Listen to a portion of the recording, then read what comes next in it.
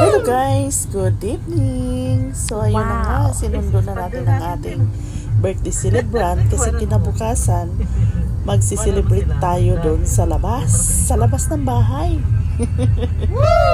So ayun na, traffic kami sa pag-uwi kasi nga grabe, ang daming mga truck na malalaki. So ganon. So ayun na nga, pauwi na kami ng bahay kasi nga kinabukasan busy tayo sa asikaso sa birthday niya. So ayan, nag-iikot-ikot muna kami ng dalawang bugoy kasi si ate wala pa sa hindi pa siya lumalabas. So ayun, naggala-gala muna ang mag-iina. Then naghahanap kami ng cake para i-blow muna niya bago kami aalis papuntang mall. Nung tulog pa sila ay nagluluto muna ako ng pansit at saka yung nag-order ng cake para bago umalis ay i-blow muna niya yung yung cake na may candle. Basta yung cake niya, magbo-blow muna siya tapos mag-wish bago kami pupunta ng Festival Mall.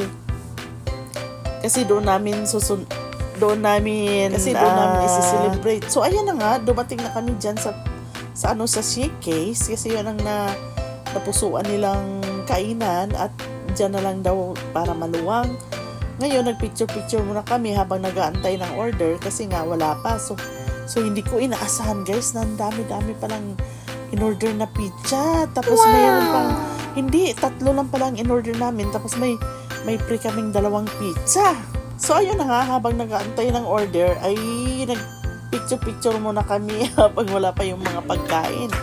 So ayan, binublo na niya at kinakantahan muna namin bago lumarga sa mall kasi ang balak nga namin ay ihipan niya muna yung kandila at mag-wish muna siya kasi nga hindi pwedeng madala ng cake na yan kasi matutunaw kasi ice cream cake po yan sa DQ.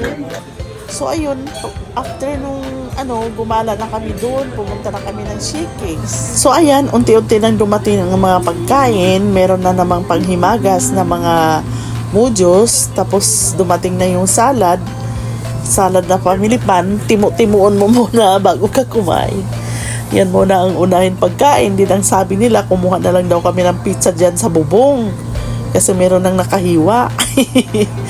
Yun nga, unti-unti na kaming kain muna ng salad kasi nga wala pa yung mga pagkain na iba. So, ayan na naman, nag-video na naman ako dyan kasi nga wala pa yung mga ibang orders. So, habang nagtimo-timo kami ng mga salad, ay nagpapak-papak na rin kami ng mga cheesecake.